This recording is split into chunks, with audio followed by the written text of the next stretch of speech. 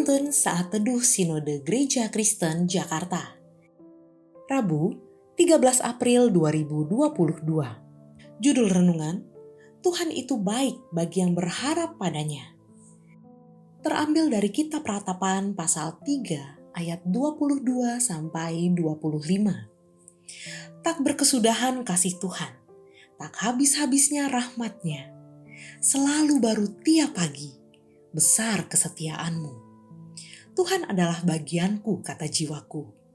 Oleh sebab itu, aku berharap kepadanya. Tuhan adalah baik bagi orang yang berharap kepadanya.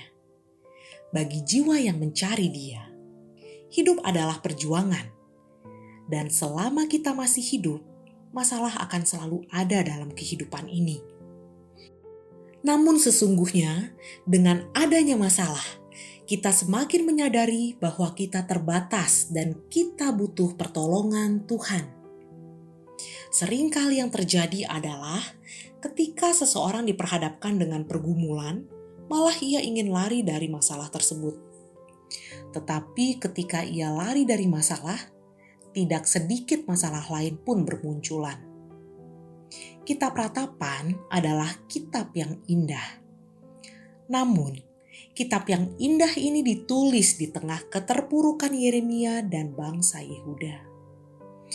Kitab ini sebagai respons terhadap pembuangan bangsa Yehuda ke Babel, dan Yeremia mengungkapkan isi hatinya dengan menyatakan hal-hal yang ia rasakan.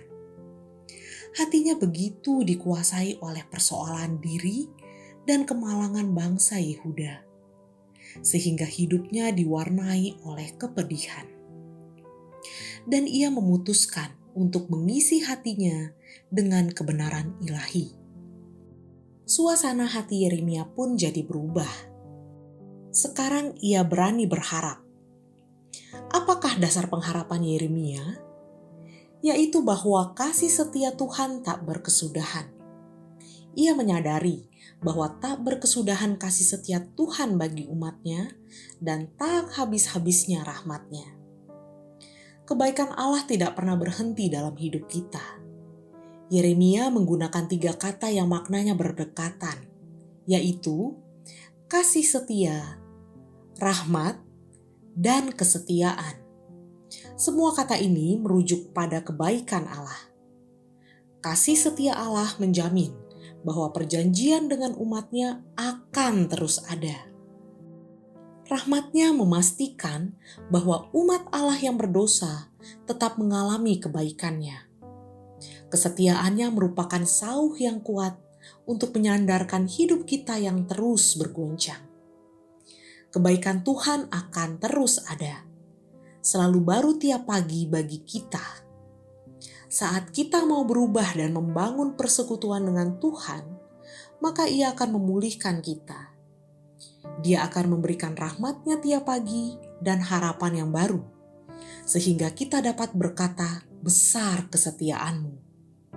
Jikalau hari-hari ini kita sedang mengalami masalah, mari hadapilah bersama dengan Tuhan dan teruslah berharap kepadanya, sebab kasih setia-Nya selalu ada bagi kita.